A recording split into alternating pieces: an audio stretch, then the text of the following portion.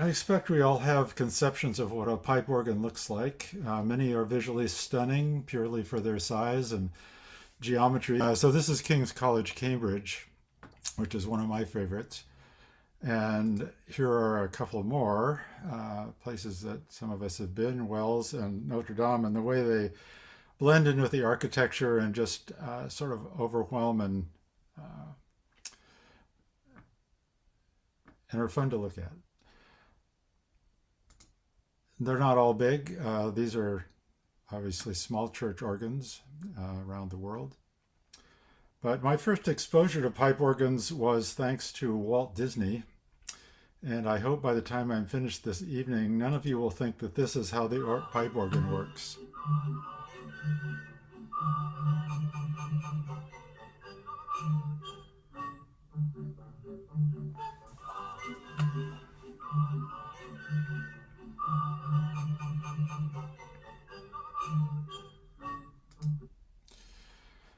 Ideally, for this talk, we would all be next to an actual pipe organ, and we would have a first-class organist with us to demonstrate us, show us around. Instead, I've got some illustrations and a short video clip or two to guide us through a brief history of the invention and development of pipe organs, and then some discussion on how they work. I tried to do the next best thing and splice in some clips of the popular young British organist Anna Lapwood from one of her YouTube videos. And I'll put one in here, but after testing, it seems that the audio, when heard through an iPad or an iPhone, is not the best. And I think a number of Zoomers use those, so I'm going to limit my use of them. But I recommend the full video of her to you, and I'll email the YouTube address at the end of this. So here she is. We're sitting here at the organ of St John Smith's Square in London, and it's a fabulous instrument. We've got 3,574 pipes. We've got 3 keyboards for the hands, 1 for the feet, many, many stops, and all of the different keyboards control different bits of the organ. So the grate, which is the one in the middle, controls pipes, which is mostly just above my head, and the swell is much higher up, and it has some shutters so that you can control the dynamics with this little box down here. And then we have the rook positive behind me.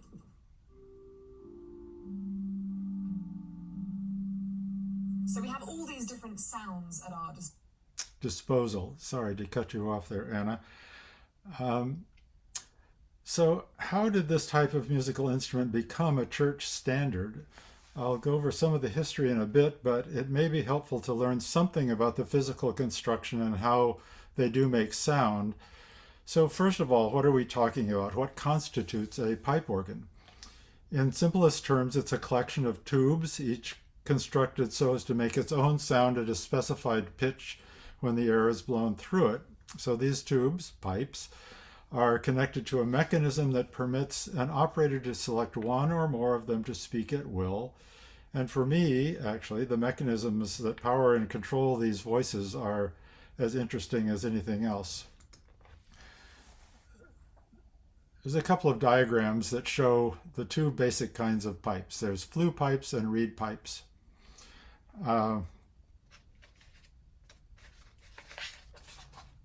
The pipes are generally made of metal or wood. The metal is almost always lead and tin in some proportion or other. The shinier they are, the more likely they are to be mostly tin.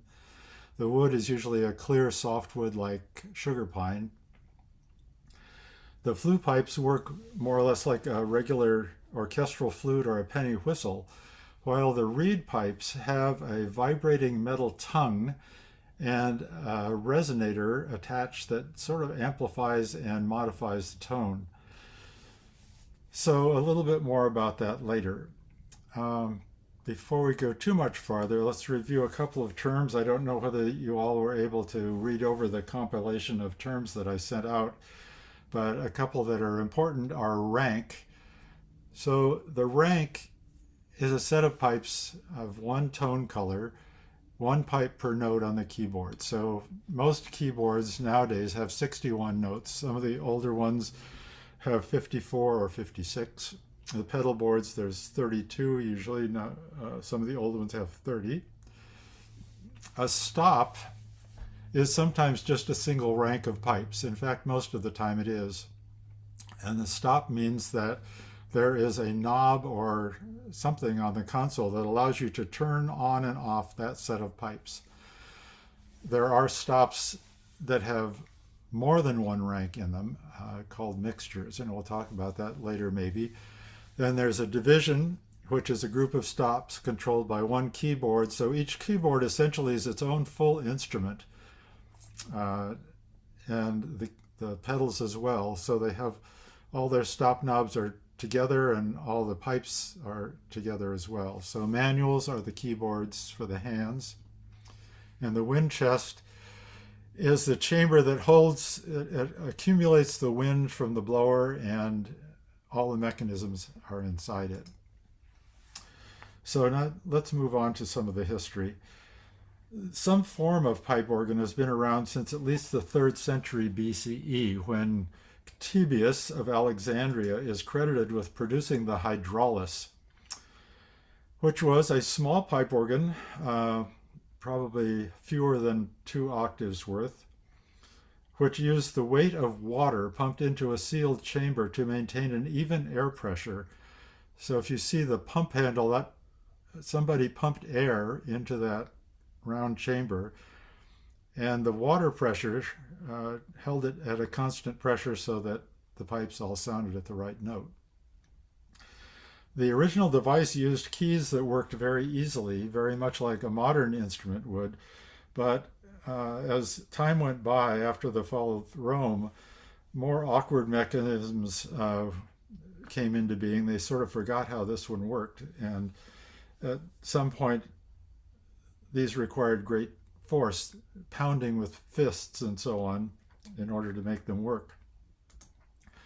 There are some archaeological remnants of these things. Here's one that was found in Greece, and people have built replicas of them. The hydraulis was apparently used by ancient Greeks and Romans to accompany spectacles and games, horse races in Byzantium. Since the violin had not been invented yet, maybe Nero played one of these when Rome burned. I don't know. And versions of so-called water organs were still being used into the 15th century, although many of these used water to power a pump for bellows. During the first few centuries of the Christian era, Christian communities are thought to have incorporated into their observances musical features of Greek and other Eastern Mediterranean cultures. Christian antiphonal singing is reported by Pliny the Younger and Ignatius of Antioch, who died in 107 CE, introduced the practice of seeing a vision of angels singing in alternate choirs. But we really don't know whether they used the organ or not. However, at this point I need to bring in Saint Cecilia, who is the patron saint of music and musicians, and by tradition is credited with inventing the organ. She's often shown with a pipe organ. She was a Christian martyr in the early 3rd century, forced into marriage against her wishes. She wanted to remain celibate. She is said to have sat apart during the ceremony, and as the musicians played an organ at her wedding, Cecilia, quote, sang in her heart to the Lord. This has been conflated into Cecilia having invented the organ. There is dispute as to whether an organ was even the instrument mentioned in the accounts that we have, and some interpretations also say she was not really paying attention to the music at all, but was enraptured by the voice of God, encouraging her celibacy, and that's what Raphael drew or painted in this painting on the right. The use of instruments in early Christian music had its detractors. In St. Jerome in the late 4th or early 5th century said that a Christian maiden should not even know what a lyre or flute is like or how it is used.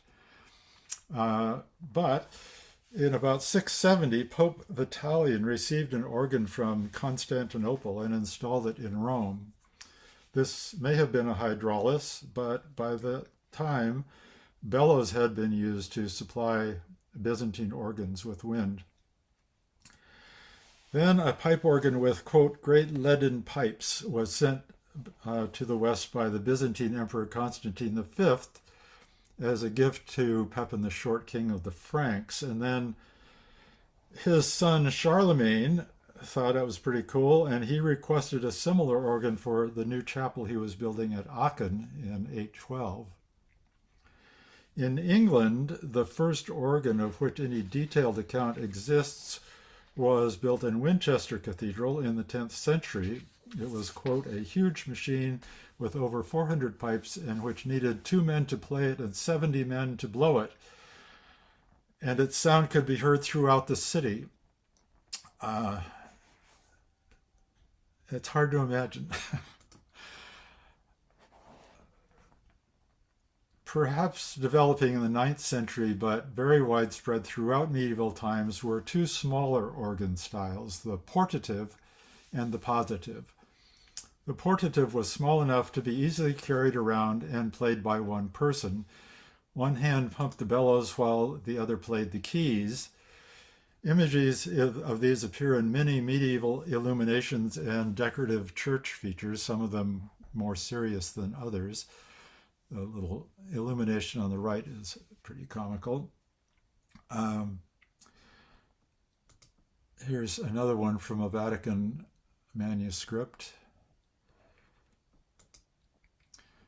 And here is a reproduction of a portative being played. I think we can hear it.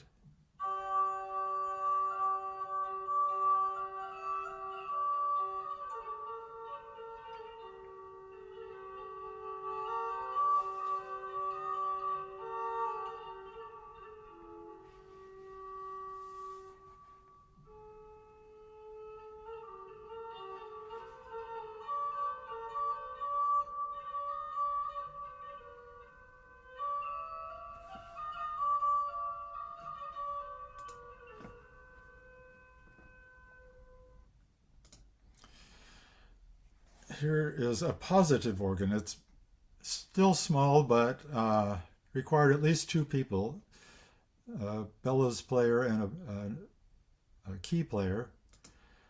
Here's another version of it. One feature of these was often a drone pipe. You can see the one on the left is quite a bit bigger. So it was common for portatives and positive organs to have a drone pipe, usually the longest and lowest, and it laid a continuous bass line, much like a bagpipe. This is a fairly accurate illuminated manuscript miniature showing King David playing a positive organ with the bellows systems, including a bar for the bellows holder to brace against while he pushes with his feet, the long drone pipe, and a lesser figure playing a hurdy-gurdy. Descriptions of early organs actually included mention of bells as a set as well. So this is quite an interesting little picture, I think.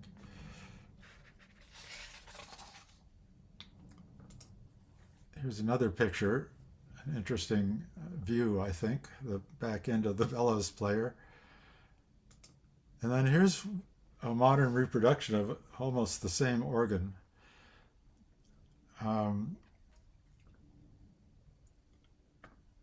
It's set up with weights on the bellows, so the man at the right will lift the top of the bellows up and then the weight at the top will lower it. And so all he has to do is lift it.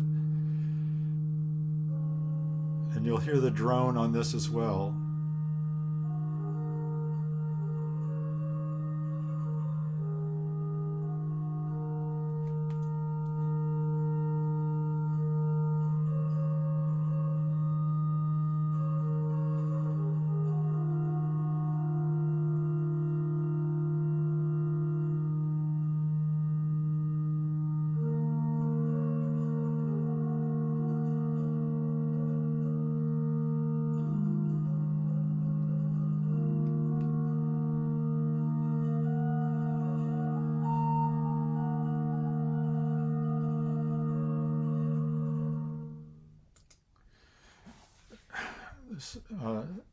this picture from the Ghent altarpiece is quite an accurate drawing. I think it even includes the latch that turns on the drone and holds it on. And here we have another positive organ reproduction. This one's at Stanford. You can see it in the north transept. And here is the Stanford organist Robert Hugh Morgan playing it. And again, you can see how this works. They've got weighted bellows.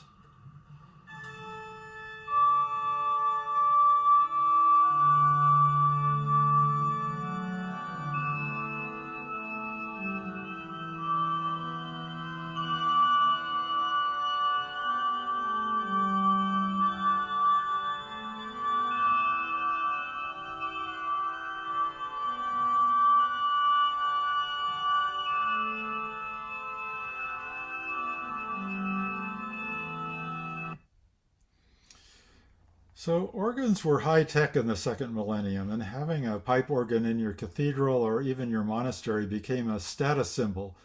Smaller instruments like the positive style organ were much more common than the large installed devices, which were undoubtedly expensive to buy and to maintain. Wealthy churches and some royalty were most likely to own one of those. Documentary evidence for large installed organs in religious settings before 1350 is scant. The Abbey of Fécamp, where they make Benedictine liquor on the coast of France, had a big organ in the 12th century. And Wulfstan of Winchester, an Anglo-Saxon cantor writing in the 11th century, describes the sound of a large organ that included bells and bronze pipes prepared according to the musical proportions. Few remnants of these early church organs remain, but an 11th century French organ brought to Jerusalem by Crusaders was unearthed over 100 years ago and stored in a museum. Much of the copper bronze pipework survived and has recently been cleaned, analyzed, and put on display. A partial reconstruction using some of the original pipes was demonstrated recently. This has been called the oldest working pipe organ in Christendom. Presumably powered by bellows, the pipes are played by pulling out a tab, which opens a hole under a pipe to the wind chest below. So this little piece here is like a portative, and here's a recording of what it sounds like.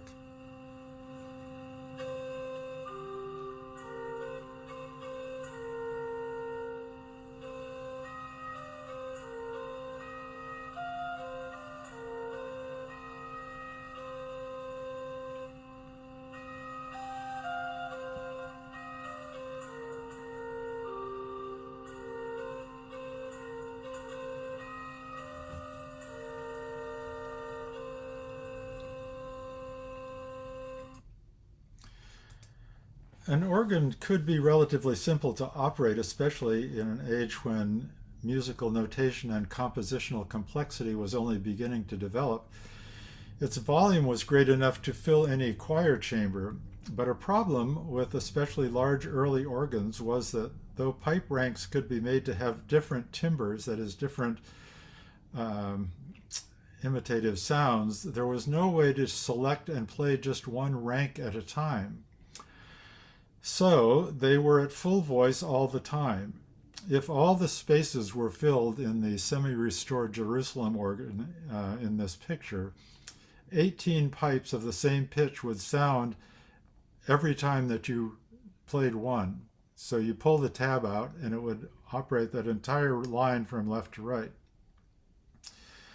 It's no wonder that you could hear it throughout a city. This was an era when, for other large organs, keys might be 2.5 inches wide so they could be played with fists. The wind resistance and inefficient mechanisms made playing quite physical. A major advance was made about 1450 when stop controls were invented to allow individual ranks to be selected. So how does that work? This diagram illustrates a wind chest with slider stops. The sliders have holes bored in them so that when they're pulled into the right position, a hole lines up under the pipe and down to the key. And if the key is pressed, then bingo, you get sound. So in this illustration, there are two sliders that have been pulled out, and the one in the middle is pushed in. And the G key, which is the third one from the right, is being pulled down, which allows air to escape through that line of holes. And so it plays the one pipe that is shown, and wind escapes through the hole where there's no pipe.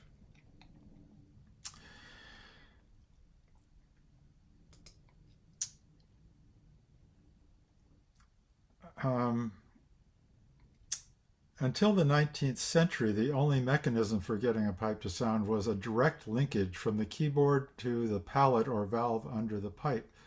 This is called a tracker action, and many organs still use this method today. New organs are even built with trackers, eschewing various more modern pneumatic and electronic versions. This slide illustrates the tracker connections from key to the pallet valve, as well as showing the stop action. You can see the effect of pushing the key. It allows the wind in, and it goes up through the pipe that has the stop open. Then you pull the blue one, and now you get air through the blue one as well. And then if you push the blue one back in, you still get air through the red one, but not the blue one. And meanwhile, you can see the whole mechanism down below that operates when the key operates. Now think about some of those enormous organs that we saw pictures of before. They all operated with tracker actions originally. And the mechanisms, the rooms full of these bars and angles and rods pulling and pushing, is incredible that anybody ever thought they could do it.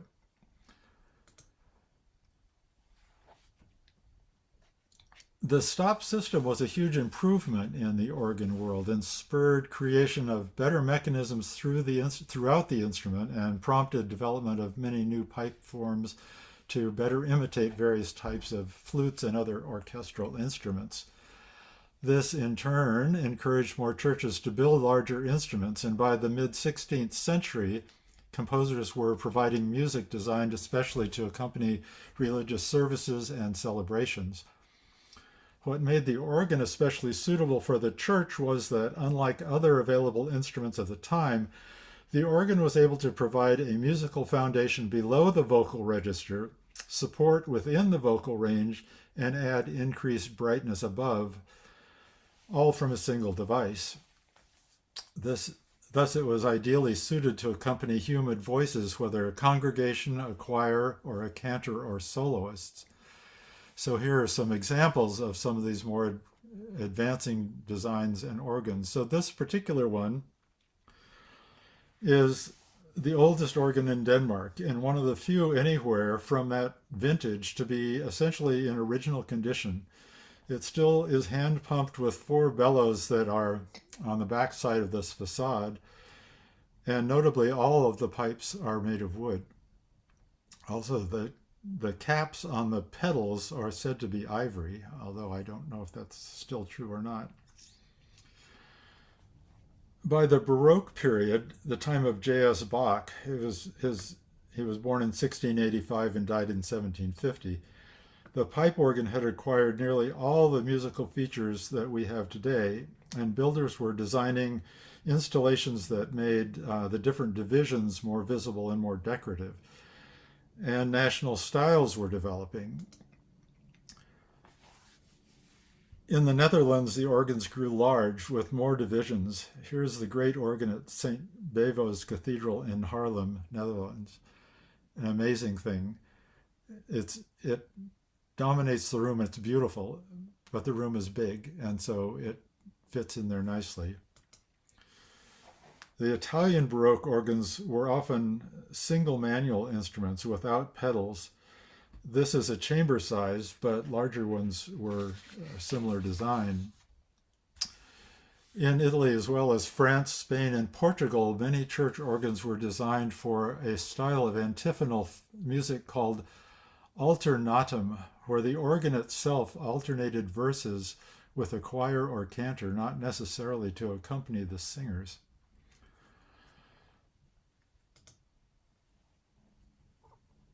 Here's another amazing 18th century organ.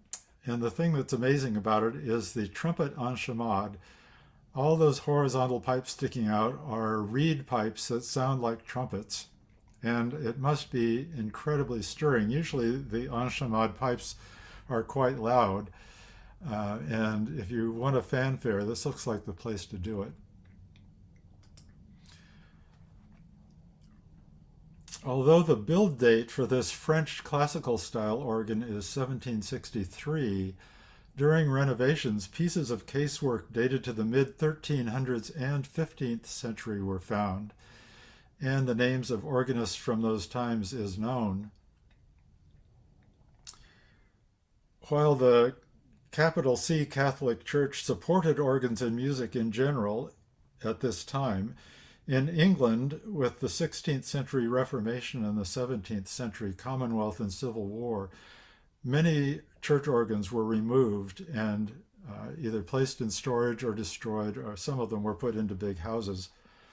This is especially true in Scotland, where they were much stricter. After the Restoration, in later 17th and early 18th centuries, English organ builders adopted some of the newer methods from France, including those mixtures and reeds that they have over there. And in 1712, the first swelling box was claimed in the Church of St. Magnus the Martyr. The swell division is nearly ubiquitous in organs now. Aside from activating or turning off entire stops to change loudness, by putting a set of stops inside a closed chamber having movable louvers or shutters, the volume can be muted on the fly using a foot pedal like this.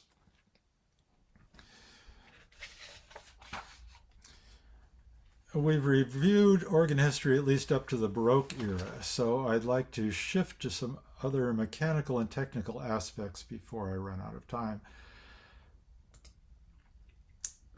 Here are a couple of diagrams showing the disposition of parts in a good-sized organ. Some of these I've referred to in passing. One thing I haven't addressed is the wind reservoir, which you can see at the bottom right. Whether provided by bellows or an electric blower, the air sent to the pipes must be set and at a constant pressure in order to keep the pitches correct. Often this involves what looks like a giant square bellows, as here.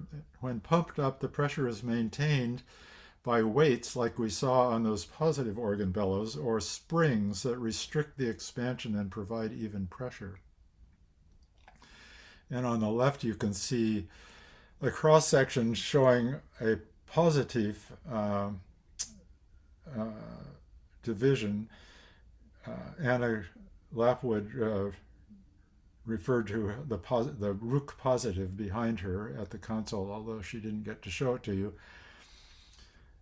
One of the reasons it's there is because of the tracker action.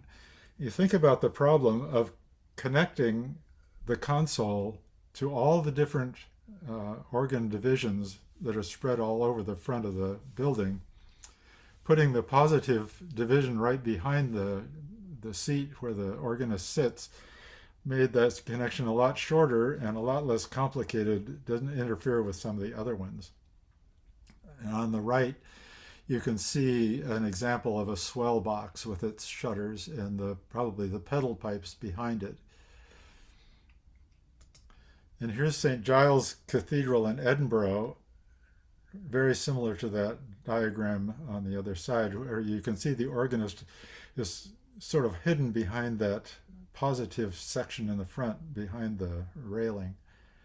Really another spectacular organ built into its space.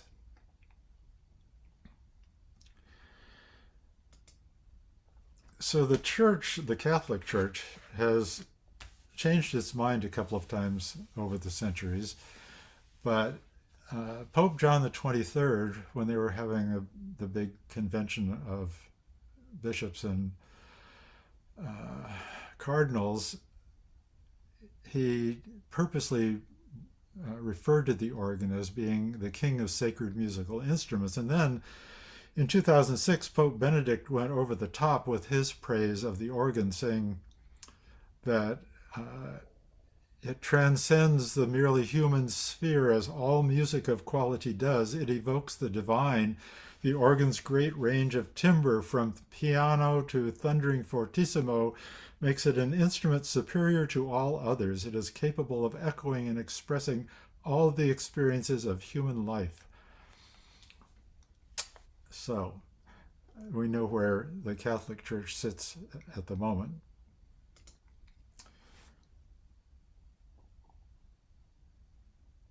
Next, I want to explain more about how organ pipes work. It's simple enough. People have been making whistles and flutes and pipes for thousands of years, and yet there are entire college courses dealing with the physics involved with pipe organs. Not just physics, but materials science, fluid dynamics, aerodynamics, acoustics, and architecture. So we've seen this slide before. The sound is produced by the pressurized air, known as wind by organists, streaming up from the toe of the pipe and forming into a thin, flat sheet of air at the mouth. So right in here. The sound is, when the sheet of wind hits the thin upper lip, it is first diverted out, which causes a slight suction out through the mouth as air is pulled out from inside the pipe. This is, Bernoulli talked about this, although not necessarily in relation to organ pipes. The reduced pressure inside then draws the wind stream to the inner side of the upper lip. So now the air inside the pipe gets compressed by the airstream pressing in. You can perhaps see what happens next. The pressure inside now rebounds, pushing the wind stream back out the pipe, and the whole process rapidly repeats, making a fluttering vibration that quickly stabilizes to produce an audible tone as long as wind continues to be fed in from the bottom. What is created inside the pipe is called a standing wave, which vibrates the air at the mouth at a particular musical pitch determined mostly by how long the pipe body is. So almost all the air streaming into the bottom of the pipe is bounced out into the room by the pulsing wave stuck inside the pipe. Its sound is akin to the orchestral flute or piccolo, but over the centuries, organ builders have discovered that many variations in tone and timbre can be produced by changes in pipe shape, pipe material, and wind pressure. And I want to point out, while we've got this slide up, where it says nicks. See these little nicks that are taken out of it's called the labrum of the languid of the pipe. Those are done to adjust how fast the pipe begins to speak, and I'll talk a bit more about it later. They also add sometimes little ears on the side and sometimes a little lip on the front, all of to change exactly the way that that wave starts and runs. As I said, the pipes are made mostly of a mixture of tin and lead. The shinier they are, the more tin there is. The wood pipes are usually some clear softwood like sugar pine, and they can have a stop or not. The second type of pipe uses a tuned vibrating metal tongue, something like the reed in a clarinet or saxophone, but with a resonator added. Resonators are often horn-shaped. The fluttering brass tongue in the wind stream creates the sound wave. These can mimic orchestral wind instruments that use reeds, such as oboes, or the nearly extinct medieval instrument like the crumhorn. They can even sound like trumpets and tubas, which actually use vibrating lips rather than reeds.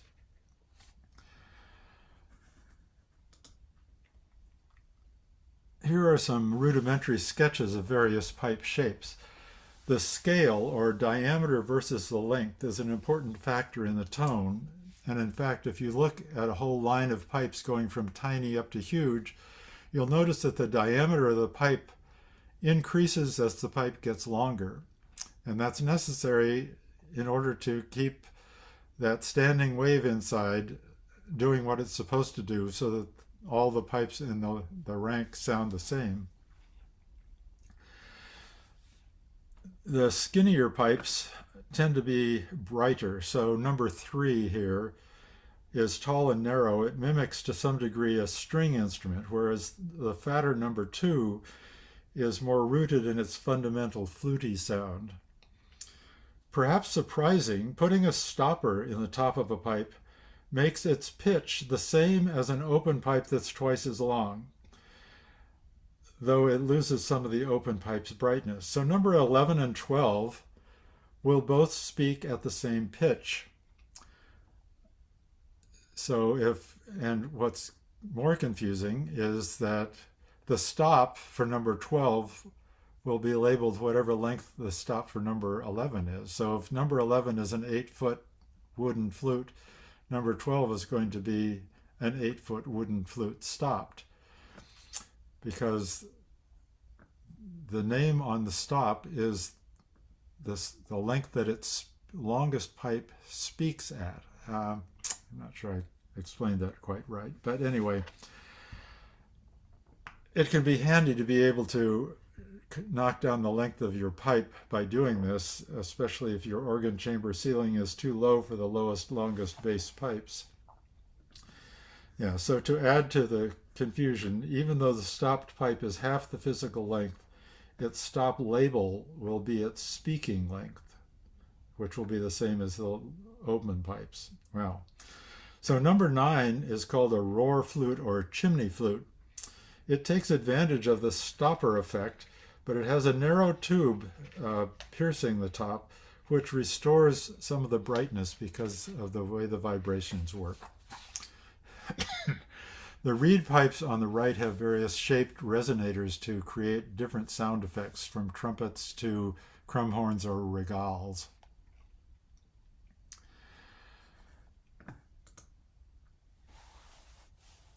This table is just to show the relationship between pipe length and acoustic frequency. I've marked where middle C is. That pipe is 2 feet long. It's about the same length as an orchestral flute, which, not surprisingly, also speaks at middle C when it is not being manipulated. I should note that in the US, most orchestras tune using the key, the key that corresponds to the A above middle C, and they tune it to 440 hertz as a starting point. If you do that, then middle C comes out at about 262, but 256 is close enough for me, and it's a lot easier to multiply and divide by 2. So that's why I did that. You'll notice that I go all the way down to 32-foot pipes. So the longest pipe in a 32-foot rank vibrates at 16 cycles per second, which is slow enough that you can feel it. If you stand in front of it and put your hand there, you can feel it sort of blah, blah, blah, blah, blah, blah, blah, against your hand. There are, in fact, a couple of organs in the world that have 64-foot pipes, and those vibrate at 8 cycles per second. And that one you can really feel it because of very high wind pressure, and it vibrates the building more than anything else. So harmonics. I said earlier that organ pipes speak by setting up a standing wave inside, which transfers to the air blowing over the mouth, creating the sounds we hear. This sound, you might have to turn up your speakers.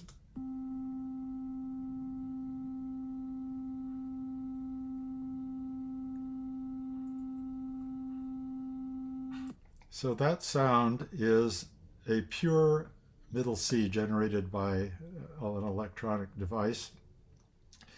It's kind of dull compared with any musical instrument playing the same fundamental C, and that is because those instruments add various harmonic tones to the fundamental.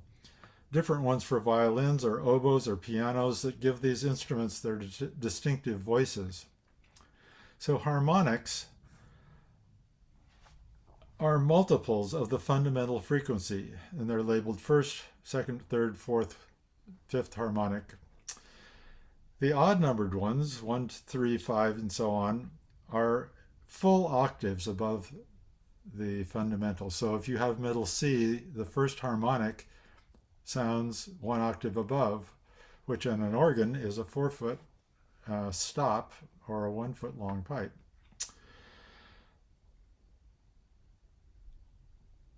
The even-numbered ones fall in between the octave points and add, for want of a better word, brightness, because they don't match exactly the vibrations of these octaves. So it turns out that organ pipes generate harmonics just like other instruments do. And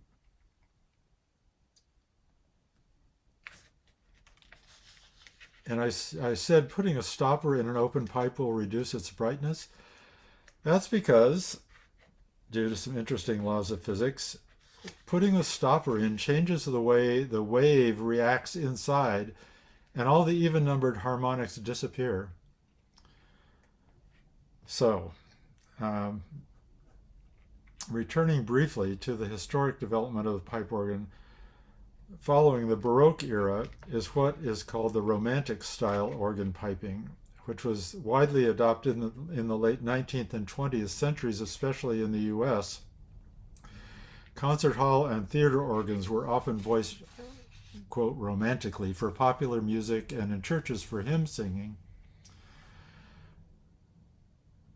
When the wind stream first hits the pipe mouth, the wave action can be rather chaotic. It doesn't really know what to do and hasn't set up the standing wave inside.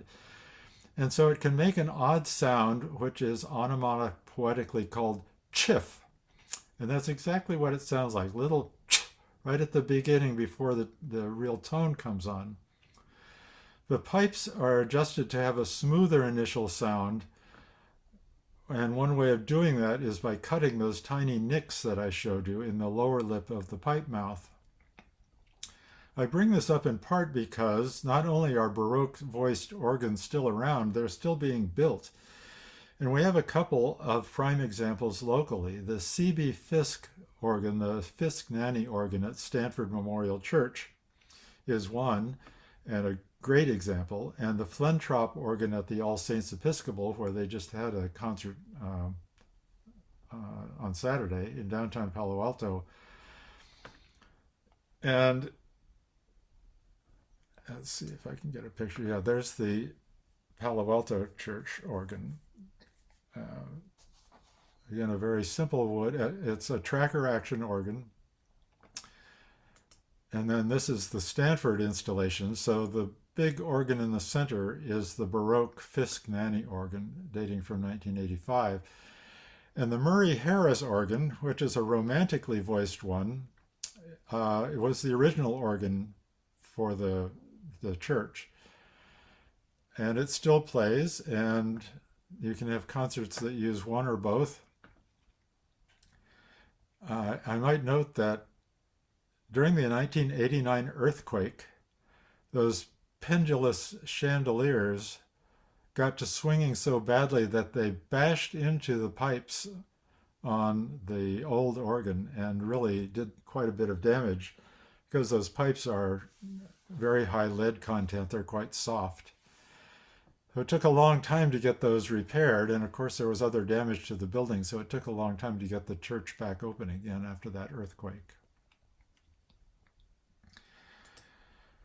Now, to demonstrate the difference between a romantic and a Baroque organ, I'm going to play two samples. First is a bit of quiet Bach played on the mostly romantically voiced Notre Dame Paris organ. And then for a complete change, a bit of more lively Bach, the Jig Fugue, played in a late 1950s recording by E. Power Biggs on the Baroque voiced Flentrop organ in the Busch-Reisinger Museum at Harvard. In that one, listen for the initial chiff on so many of the notes. They almost sound like a bell or chime sometimes right at the beginning. If you listen carefully and if they come through well enough on your device, you should be able to hear the difference. So first of all, we'll hear this quiet flute.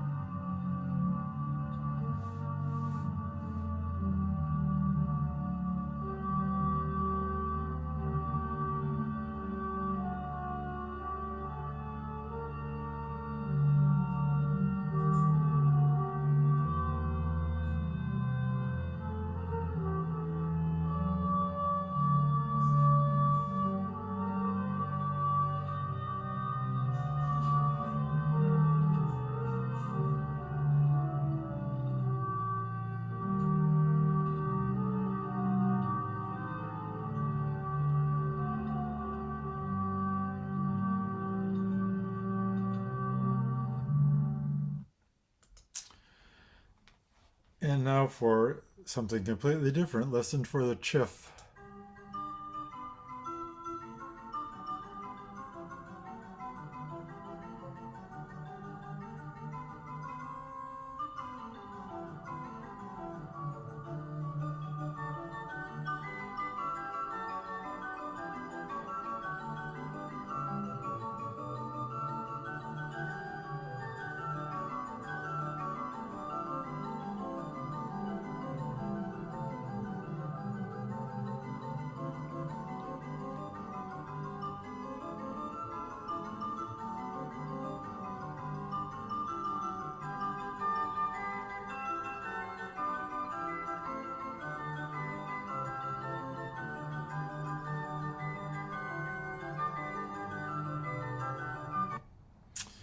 Well, I'm sorry to cut that off. It's one of my favorites. It goes on for another 4 or 5 minutes and it gets into the pedals and gets very exciting. But that's about all I've got to tell you. But I do have one more slide to show you, and that's me. I had a pipe organ a long time ago when I was still single and I didn't have to worry about anybody telling me I couldn't have a pipe organ in the house. I bought this from a fellow who had bought it from a church where it was originally installed in Tallahassee, Florida. And at this point, it's about halfway back to restoration. I have not installed the swell shutters yet, which go in front of those pipes to the left behind the poinsettia. It was an interesting experience, and I learned a lot about pipe organs. So I just wanted to let you know that I had one once and I miss it. But anyway, that's about it. So I'm going to stop sharing and we'll go back to everybody else. Also, I want to make sure everybody sees my organ t-shirt. All right. Well, if anybody has a question, I'm happy to answer. And if not, well, okay. Linda says, do I still have the organ? No. When I sold my house, I had to sell the organ first. There were very few takers that wanted a pipe organ installed. So I sold it to a young fellow who installed it in his house with a very skeptical wife also. And he actually became an organ tuner and repairman. I haven't heard from him in a long time, but that's what happened to it.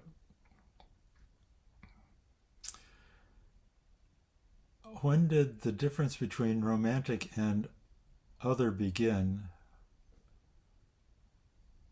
Oh, so the romantic period started, I would say, in the early to mid 19th century, uh, when the French started building lots of big organs, and they were mostly calling it romantic is sort of, I don't know, I think it's misleading, but the French like to have a lot of brassy. Well, let's see. They used mixtures a lot. I didn't talk about mixtures.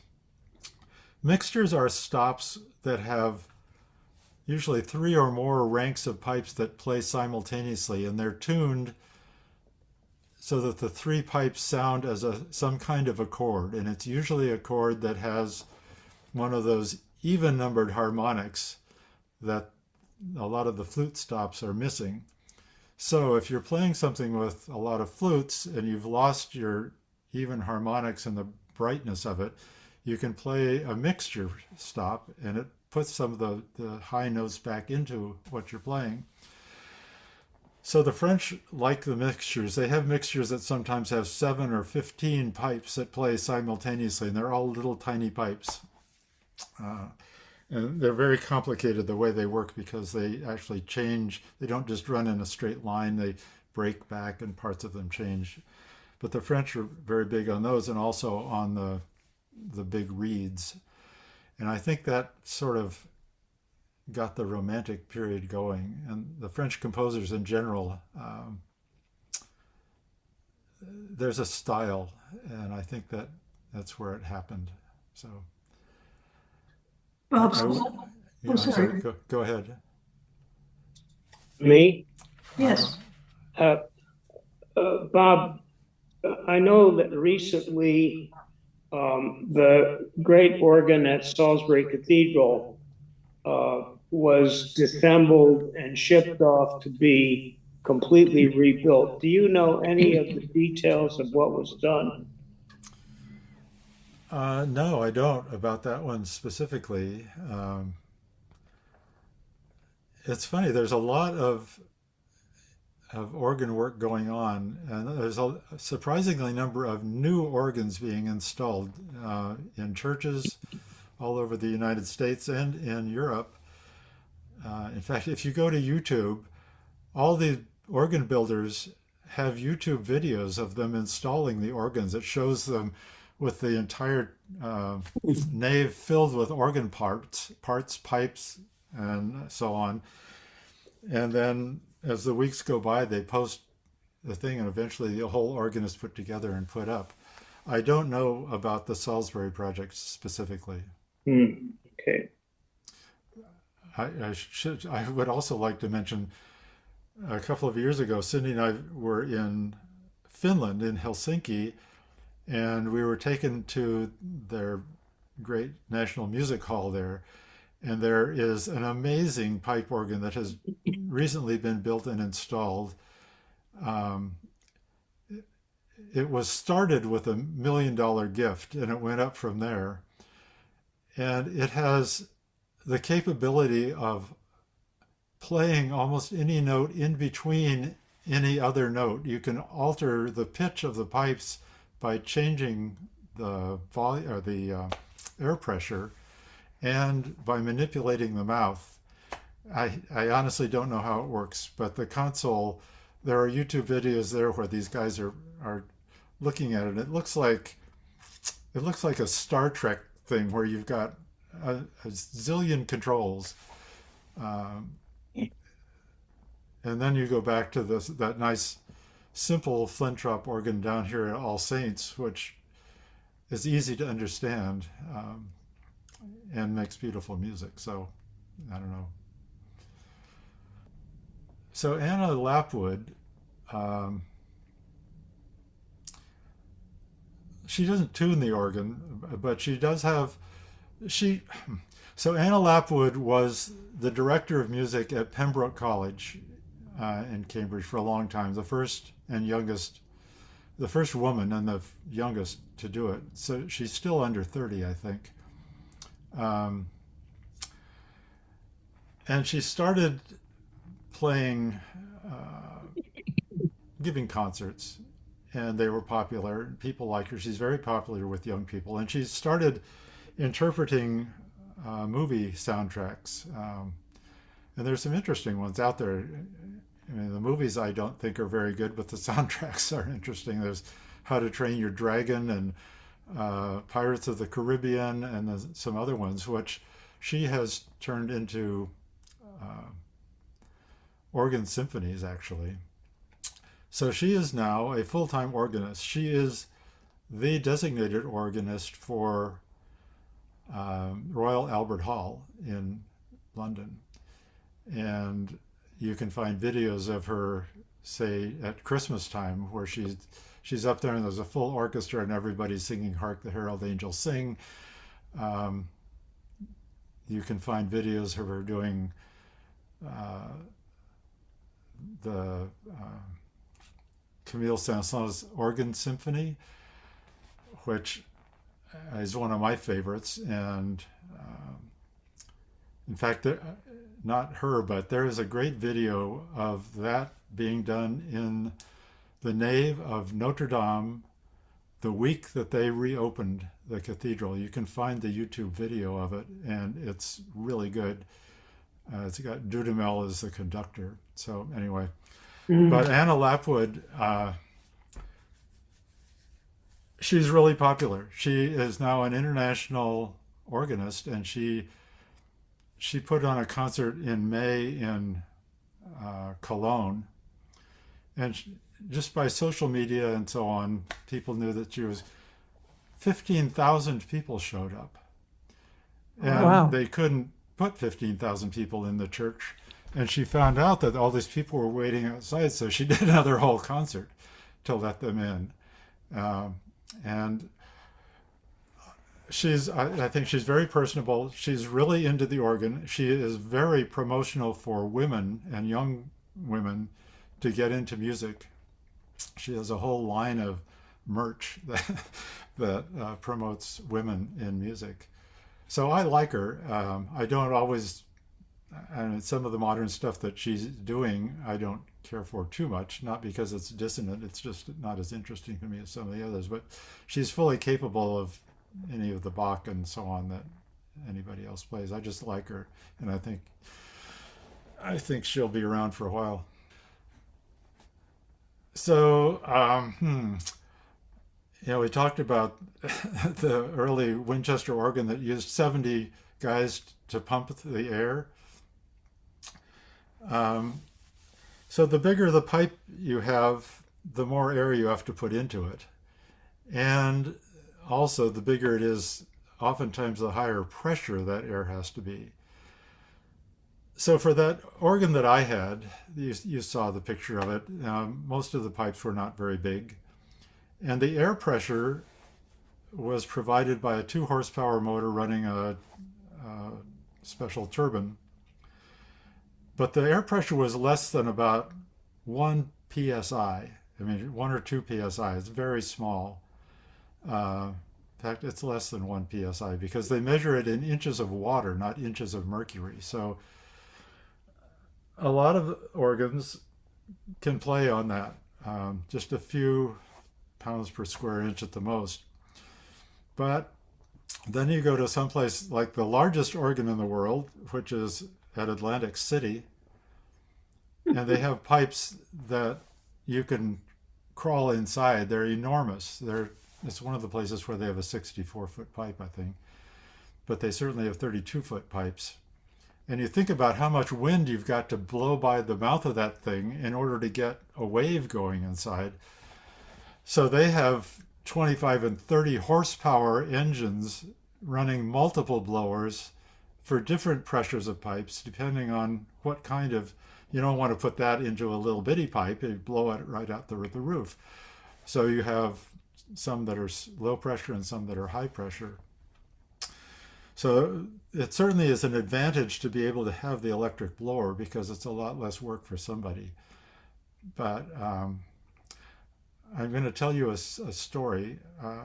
My grandfather in the early 1900s was a young lad, and he worked pumping the organ on Sunday concerts. And it was a tracker action organ. And he was in the back with this big lever, it looked like a huge pump handle, and you would pump it. And the more stops the organist would pull out, the harder you would have to pump. And so he discovered that if the organist pulled out certain stops, he could pull it back in, and he wouldn't have to work so hard, which is sort of annoying to the organist. but he was working back there. Well, one day he pulled the wrong one and he shut off the whole organ. That was the end of it.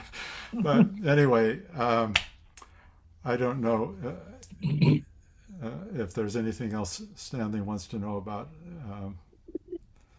electric motors, but they're certainly, the bigger organs certainly do need more pressure and different pressures for different types of pipes. Let's see, regional differences. I think. Can you read out the question? Are there significant regional differences, for example, from Italy through Switzerland, Germany, and England? And I don't know. I would say that there is a difference between French and I think the Germans too. The thing is, the world is so connected now that I don't think there's nearly as much difference as there was, say, in the 19th century. So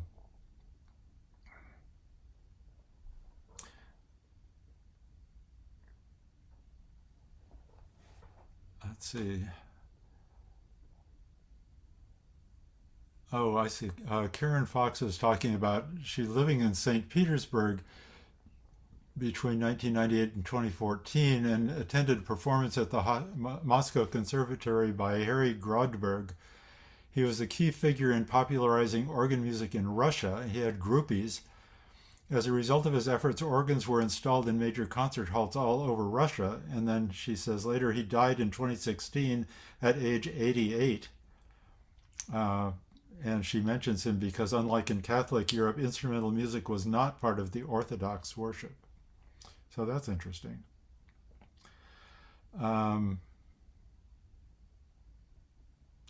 You mentioned that some of the early organs had a pipe that sounds continuously in addition to other pipes. Why is that pipe necessary? Well, ask the bagpipers why it's necessary to have a drone. It's a fundamental. It's a base of all their playing, and it's sort of in tune, or it brings things into tune, and it fills in the spaces between when you're pushing in one note and pulling out another. Other than that, I don't know why they have drones, but they do. Please talk about the organ at Davies Symphony Hall. The organ at Davies Symphony Hall is made by the Fratelli Ruffati, the Ruffati brothers, who are still making organs, and they've made some of the finest and some of the biggest ones in the world. When that organ was first dedicated, Cindy and I went to some concert there, and it's really wonderful. And for a while, they were having more or less regular concerts 4 or 5 times a year. And they had the big Christmas concert where everybody would sing along Christmas carols with the organ. And we aren't subscribers anymore because we didn't like all the modern music they were playing, but not in the organ, but in the orchestra. So we don't get notification.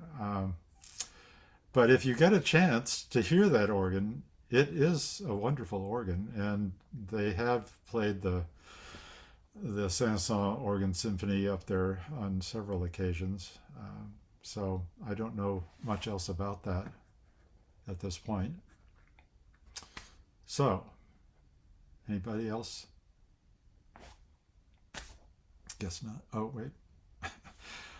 Linda says, when I used to go churching, popping into a church to see if there was any stained glass, arriving when the organist was practicing was a special perk. 2 Parisian organs I remember are Saint Mary next to the Pompadour Center and the Camille Saint-Saëns Church and Saint Roch. That's a good point. We have gone churching a bit in Paris. So the Saint-Sulpice Church is the church where Widor, the composer, was the resident organist for about 30 years. And he wrote some of the more popular pieces for organists to try to play. And I say try because they're sort of difficult. And on Sundays, after the service, apparently every Sunday, he plays this Vidor fifth organ cantata, toccata, I mean, which is rapid fire. It goes and goes and goes very rapidly. And you can go up into the organ loft and watch him do it, or go up after he's done it. And you go up the winding steps, and you walk past the preserved old bellows where you hang on to the top and you push with your feet, like we saw in that one picture with King David. So, and there are lots of other very fine organs in Paris and in London, and actually almost any good-sized city you go to. And as Bob Scott had published earlier, this fellow called the Salisbury Organist has a YouTube channel where he goes around to country churches and he talks about them, and he talks about music, and he talks about various things. But it's kind of interesting to hear what he has to say. There's a ton of stuff out there on YouTube for nothing. You can find it easily. Whole concerts and explanations and discussions about very esoteric discussions among professional organists about what kind of pipe was that, and do they still do that, and shouldn't they do that, or should you do this in your registration, or whatever. So anyway, so unless anybody wants to hear Walt Disney again, I think I might be done.